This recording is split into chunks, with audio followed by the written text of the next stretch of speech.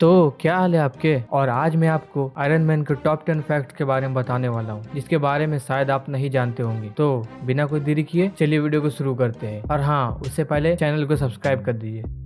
Fact number 1। तो आजकल जिस आयरन मैन को आई लव यू 3000 कहा जाता है, उसे कॉमिक्स में कोई पूछता भी नहीं था। जी हाँ, कॉमिक्स में आयरन मैन उतना ज्यादा पॉपुलर नहीं था जितना ज्यादा एमसीयू में है। और इसमें सबसे बड़ा हाथ है आरडीजे का, जिन्होंने अपने ब्रिलियंट परफॉर्मेंस से इस कैरेक्टर में जान डाल दी। और उस वक्त कॉमिक के राइटर अपने आप को इससे रिलेट ही नहीं कर पाते थे कि एक इंसान लोहे के सूट को पहन के उड़ सकता है। पर एमसीयू ने सब कुछ चेंज कर दिया। अब सब genius play boy iron man बनना चाहते हैं। और मुझे लगता है कि लोगों को आयरन मैन से ज्यादा टोनी स्टार्क पसंद है, जो कि एक हाजिर जवाब है। Fact number 2।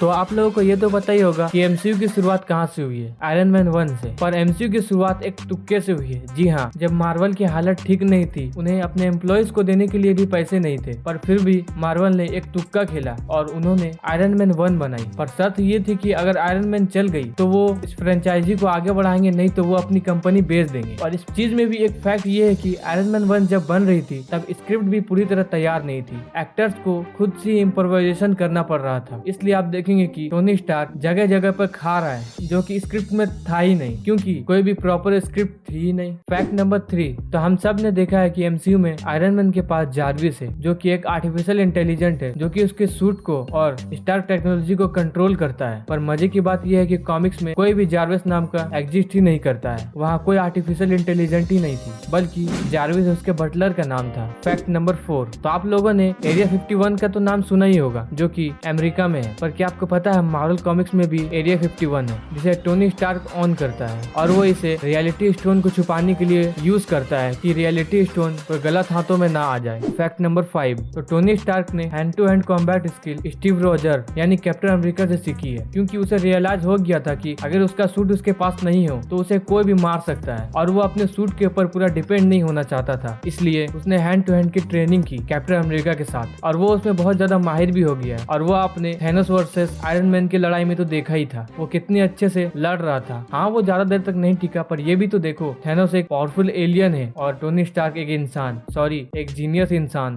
Fact number 6। तो क्या लगता है तुम्हें टोनी स्टार्क की टोटल नेटवर्क क्या होगी? तो एक मीडिया हाउस ने इसकी कैलकुलेशन की, जिसमें उन्होंने टोनी स्टार्क के सूट, उसकी कंपनी और उसके कार्ड्स को मिलाया, और उन सब को मिलाकर होते हैं $10 बिलियन। Fact number 7। तो बहुत कोई को लगता है कि टोनी स्टार्क को इलॉन मस्क के ऊपर मॉडल किया गया है, पर ऐसा नहीं है। दरअसल टोनी स्टार्क को हार्वर्ड यूक से इंस्पायर होकर बनाया गया था, क्योंकि वो उस वक्त के जीनियस प्ले बॉय थे, जो कि रियल लाइफ टोनी स्टार्क था, यानी एक ऐसा प्ले बॉय जिसके पास बहुत सारी दौलत और तेज दिमाग है। Fact number 8। तो एमसीयू में आयरन मैन अपने सूट के साथ अपना एआई का यूज करता है। अगर उसे अपने सूट में कुछ भी यूज करना है तो वो अपने एआई से करवा लेता है। पर क्या आपको पता है, जब कॉमिक्स में आयरन मैन नया नया इंट्रोड्यूस किया गया था, तब उसके पास कोई भी एआई नहीं थी। वो अपने जबान से अपने सूट को कंट्रोल करता था। Fact number 9। आरडीजे से पहले आयरन मैन के रोल के लिए टॉम क्रूज को कंसीडर किया जा रहा था, पर टॉम क्रूज के पास डेट्स न होने की वजह से ये कैंसिल हो गया। और उसी वक्त आरडीजे जेल से निकले थे अपने ड्रग्स केस की वजह से। और मार्वल के अंदर जो हैप्पी का रोल करते हैं, वो आरडीजे को आयरन मैन के रोल के लिए लेना चाहते थे, पर मार्वल के हेड ने कहा कि हमारी कंपनी की हालत ऐसे ही ठीक नहीं चल रही है और हम एक ऐसे एक्टर को नहीं लेना चाहते जो कि ड्रग्स केस में अभी अभी बाहर आया हो। फिर भी उन्होंने रिस्क लेकर आरडीजे को लिया, और आज मार्वल कहाँ है वो हम सब देख ही रहे हैं। Fact number 10। तो क्या आपको पता है मार्वल कॉमिक्स में एक ऐसा भी आयरन मैन है जो कि मेल नहीं फीमेल है, और उसे आयरन वुमेन कहा जाता है, जो कि दूसरे अर्थ से है। और उस आयरन वुमेन का नाम नताशा स्टार्क है। और इस अर्थ पे कैप्टन अमेरिका और आयरन वुमेन एक दूसरे से प्यार करते हैं, और वो दोनों शादी भी कर लेते हैं। और इस अर्थ पे सिविल वॉर भी नहीं होती,